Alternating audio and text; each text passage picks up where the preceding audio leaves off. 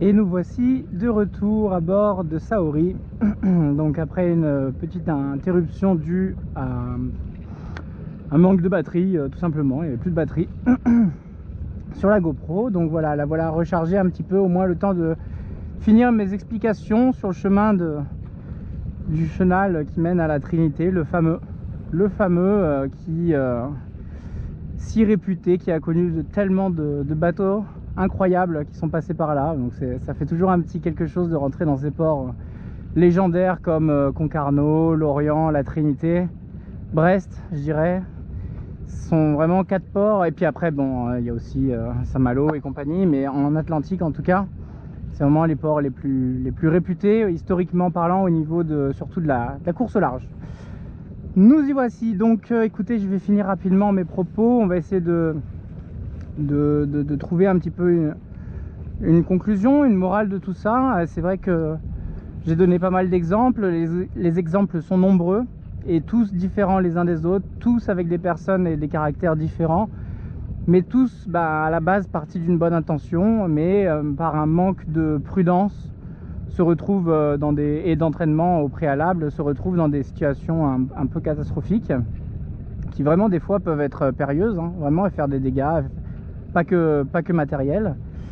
Et donc par la suite, écoutez, pour cela, comme je vous en ai un petit peu évoqué, il existe quand même beaucoup de formations en France, hein, en commençant par des formations Fédération Française de Voile, mais également d'autres cursus, je pense au Glénan, etc. Et enfin, qui sont du cursus FFV mais différents. Et après, par la suite également, que ce soit des skippers qui viennent, des skippers en particulier qui viennent à bord de votre bateau pour faire des manœuvres avec vous, n'hésitez pas à leur demander. Ça ne doit pas forcément être ce qu'ils préfèrent, mais en tout cas, il faut quand même que vous passiez par là et que ce soit plus que acquis et qu'il n'y ait plus aucune tâche sombre et plus aucune incertitude au sujet des manœuvres de port. Également, faites les hommes à la mer, hein, c'est vraiment les deux choses primordiales avant de partir en mer sur un bateau habitable. Et donc voilà, hein, par la suite, écoutez, je vous souhaite à tous une excellente saison. Je vais voir un peu ce dont j'ai parlé, ce que j'aurais pu oublier. Donc je vous ai parlé des impératifs terrestres, hein, au niveau des horaires, etc. Je vous ai parlé du retour au bateau après plusieurs mois d'absence. Je vous ai parlé du savoir-vivre, l'esprit marin au niveau par exemple des marcher sur les pontons, clocher les drisses, la hauteur des pare-battes, sauter sur les catways, etc. Les manœuvres de port, tout ça. Donc je pense qu'on a bien fait le tour de tout ça. Encore une fois, je jette la pierre à personne. Je veux juste qu'on puisse... que je puisse, rien que moi, passer des meilleures journées à moins stresser. Il y a des moments où je ne pars pas me doucher tant que mes voisins ne sont pas partis. Voilà, il y a des situations comme ça qui sont quand même vachement contraignantes dans la vie. Bon, il y a plus contraignant, hein, mais c'est vrai que de devoir rester chez soi par peur que votre voisin parte pile quand vous êtes absent, et que le problème c'est que aussi tout ce qui est accident de manœuvre, etc. et impact et tout ça, c'est jamais notifié, jamais remonté, etc. La capitainerie, eux, sont obligés de faire une croix dessus parce que pour eux c'est leur quotidien, donc ils peuvent pas intervenir, ils n'ont pas envie d'intervenir et de faire les justiciers là-dedans. Il y a les assurances et il y a le bon sens marin pour ça. Mais il est vrai que j'ai jamais vu quelqu'un mettre un petit mot désolé, je suis rentré dans votre bateau, alors que des fois il y a des dégâts qui sont plus que visibles, et même quand c'est pas forcément visible, c'est bien aussi de le stipuler et de faire au mieux pour que les relations de voisinage se passent au mieux, parce que quand elles se passent bien, c'est un vrai plaisir, un vrai plaisir. Je vous ai parlé donc de la location aussi des voiliers, etc. Le fait de louer un voilier ne vous empêche pas, ne vous exclut pas le fait de le vérifier intégralement et de maîtriser votre voilier aussi, hein, parce que ça devient le vôtre pendant un moment. Tac, les ports surchargés en jour férié, etc. on en a parlé, et les formations, je vous en ai parlé également. Donc je finirai sur un dernier truc. Je finirai sur la responsabilité du chef de bord, parce que Au niveau des manœuvres encore, hein, on reste sur les manœuvres de port. Le chef de bord, en tout cas celui qui est à la barre et qui décide, c'est la personne qui a l'entièreté de la responsabilité de la manœuvre. D'accord? Les personnes, si vous avez des personnes qui vous aident, que ce soit sur votre bateau ou à terre, ou la capitainerie, ou des gens sur les pontons, des voisins, ou n'importe qui, ils ne seront en aucun cas responsables de la manœuvre, hein. Je parle surtout de vos équipiers qui, des fois, se font injustement hurler dessus parce que eux-mêmes étant inexpérimentés, ils n'ont pas eu forcément le bon réflexe. Mais en tout cas, le bateau, quoi qu'il arrive, il arrivait trop vite, avec un angle trop large, etc. Et quoi qu'il arrive, la manœuvre était déjà très mal engagée, puisque une manœuvre rondement menée se doit d'arriver à vitesse 0 à côté du catway. Et du coup, là, n'importe quelle personne peut descendre à pied et faire un nœud, n'importe lequel, autour du taquet. Il n'y a aucun souci là-dessus, c'est d'une simplicité enfantine si la manœuvre est bien réussie. Voilà. Si la manœuvre est délicate et qu'il s'est passé quelque chose, je parle à vous les équipiers, ne soyez pas, ne culpabilisez pas, ne vous faites pas engueuler pour rien non plus. C'est vraiment au chef de bord de comprendre que la responsabilité et la manœuvre mal engagée, c'est uniquement dû à un manque d'anticipation ou un manque d'expérience, mais souvent à cause d'un manque d'anticipation et que les éléments n'ont pas été vérifiés avant, calculés ou pris en compte à sa juste valeur.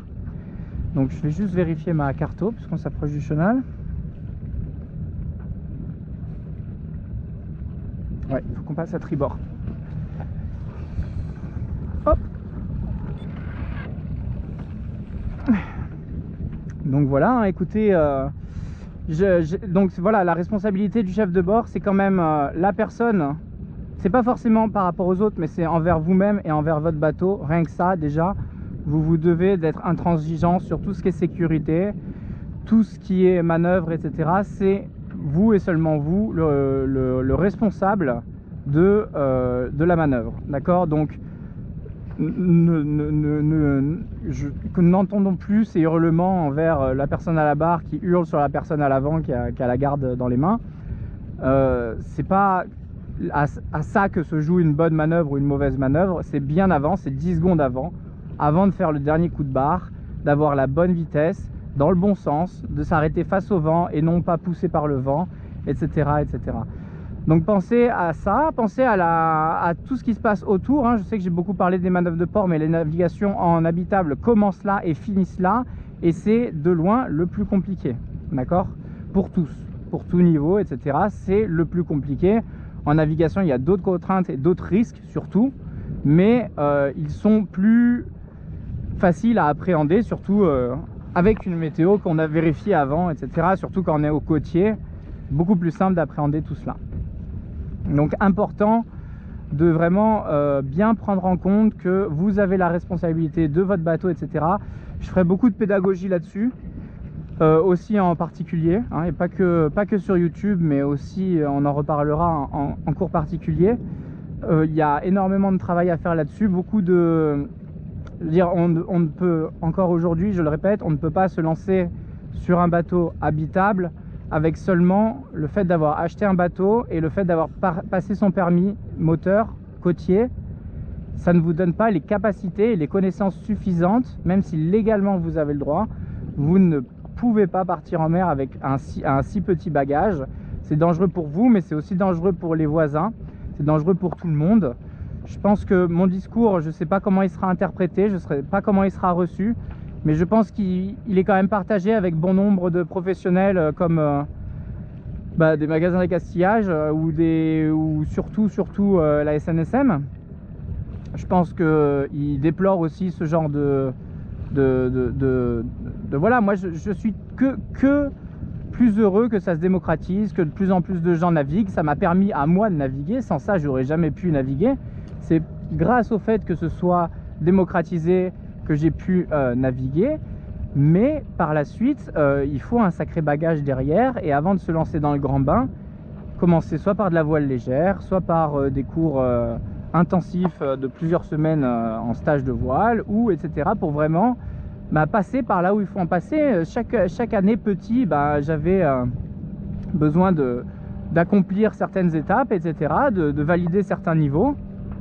Et c'est pas une fois que j'ai acheté Saori que je me suis remis à apprendre tout ça, quoi. C'était des choses qui étaient vraiment acquises, ancrées presque dans mon ADN, dans mes gènes, tellement j'en faisais depuis tout petit.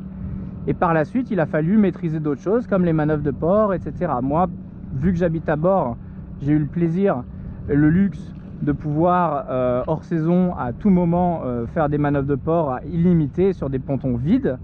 Je vous le conseille également. Et prenez bien en compte que si vous comptez juste prendre un bateau de location ou le vôtre que vous venez d'acheter, que on est en plein jour férié, que les conditions sont idéales, etc., il va y avoir énormément de monde. Prenez ça en compte. Et du coup, rien que ça devrait normalement vous dire: je ne partirai pas à ce jour-là, mais j'essaye de poser des jours autrement, etc. Selon vos possibilités, évidemment. Il y a plein de domaines professionnels où les jours sont imposés, etc., etc. Mais pensez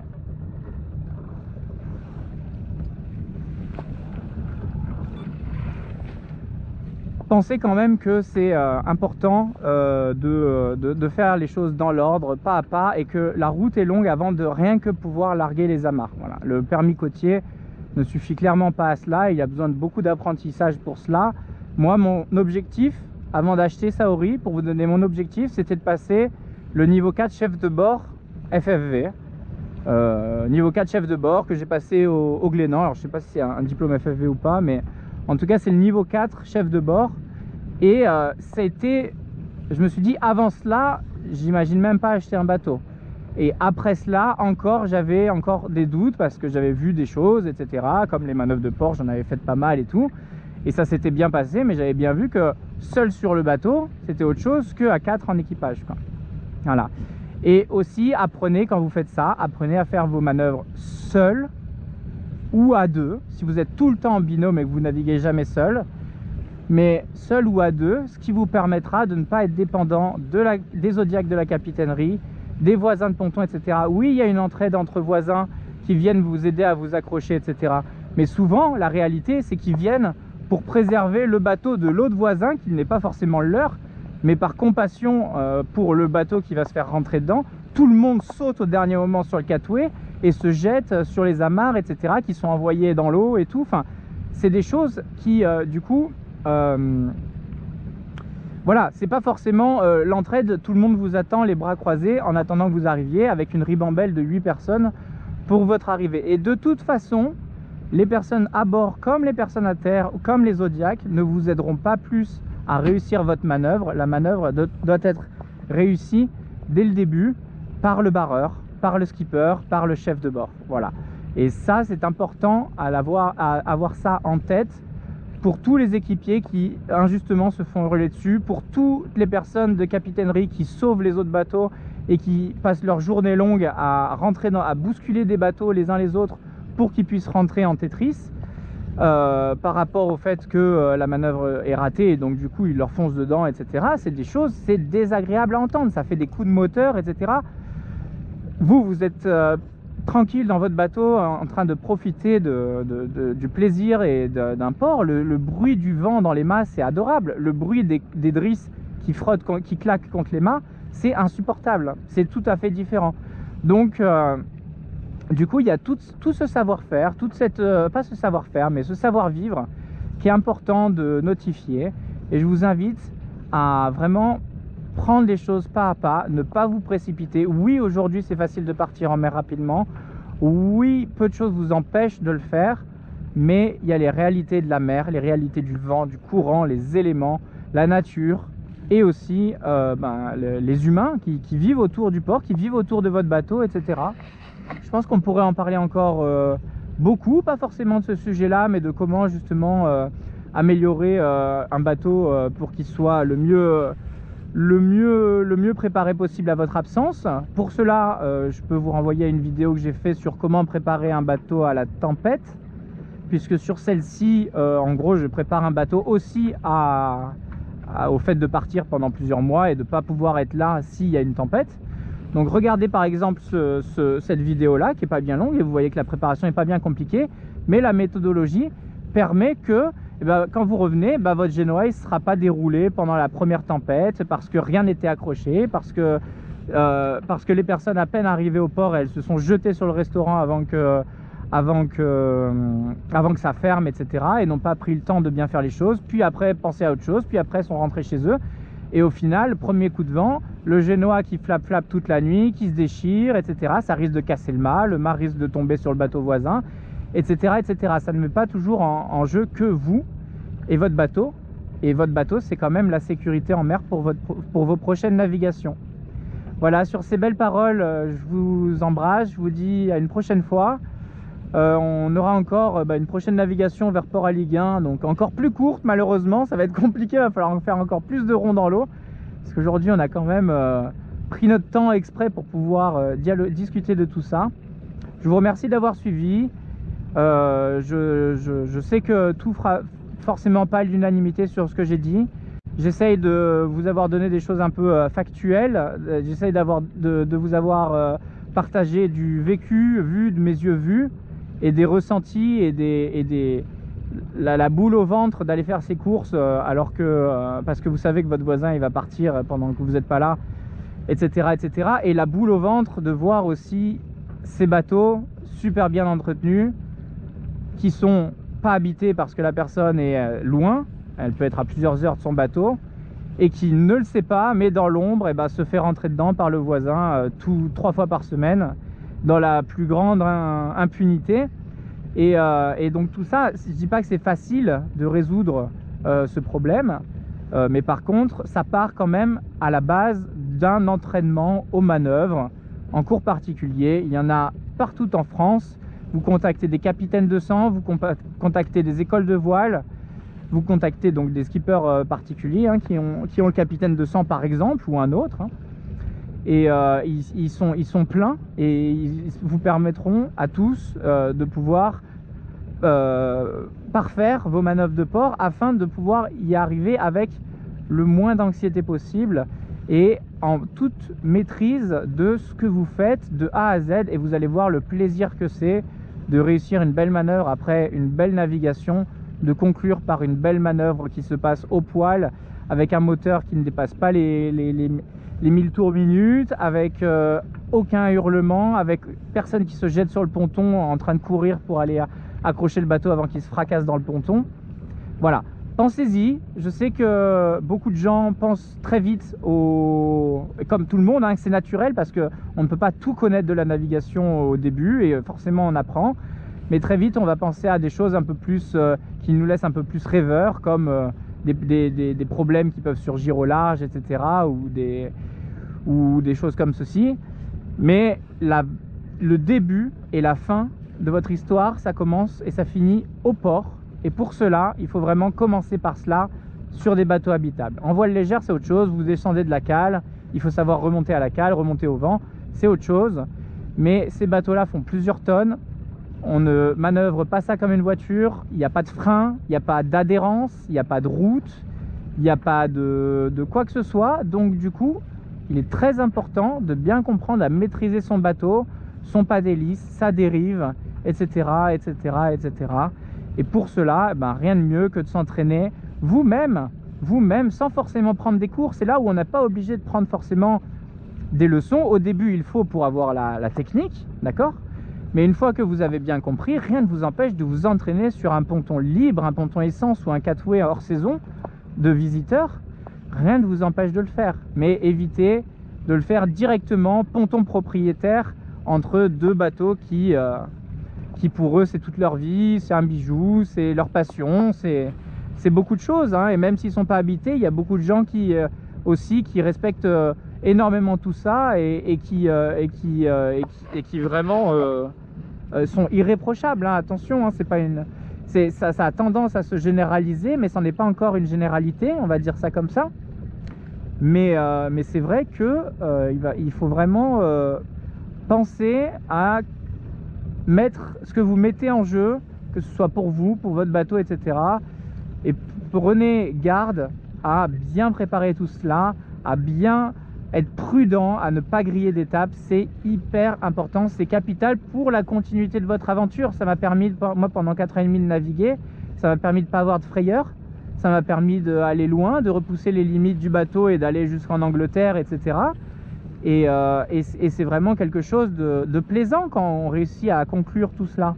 Maintenant, quand à chaque fois qu'on sort, on a un drame ou alors on a le voisin qui tire la gueule parce qu'à chaque fois on le tamponne, même légèrement, bon ben écoutez, c'est de suite moins agréable. Alors soit égoïstement on met ça de côté et on ne pense pas à cela et du coup égoïstement on va vivre quand même ses vacances telles que on les veut, etc., avec tout ce qui va avec.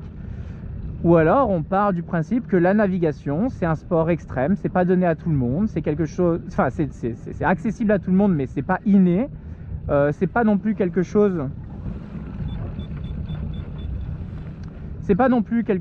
qui comme ça prend du jour au lendemain ou en quelques heures ni même en quelques jours.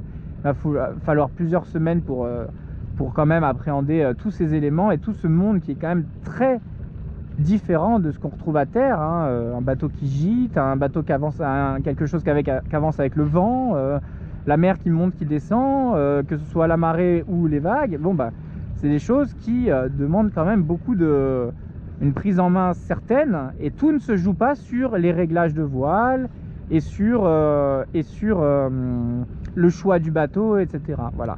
Je vois beaucoup de gens se concentrer, je sais pas si j'ai encore beaucoup de batterie, mais je vois beaucoup de gens se concentrer sur, au moment de l'achat du bateau, c'est encore un autre sujet, mais sur sa raideur à la toile, la forme de sa carène, l'hélice, si elle est tripale, bipale, si elle est rétractable, le truc, le ci, le ça, etc. Se poser plein de questions sur les performances du bateau, mais n'avoir aucune idée de comment régler les voiles. Et les performances de carène, d'hélice, etc., vous pouvez gagner des dixièmes de nœuds.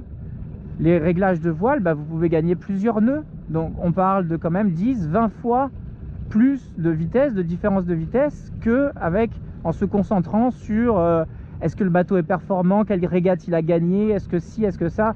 On peut se faire plaisir en prenant un bateau de régate, un bateau performant, un bateau full carbone, etc., de la tête aux pieds.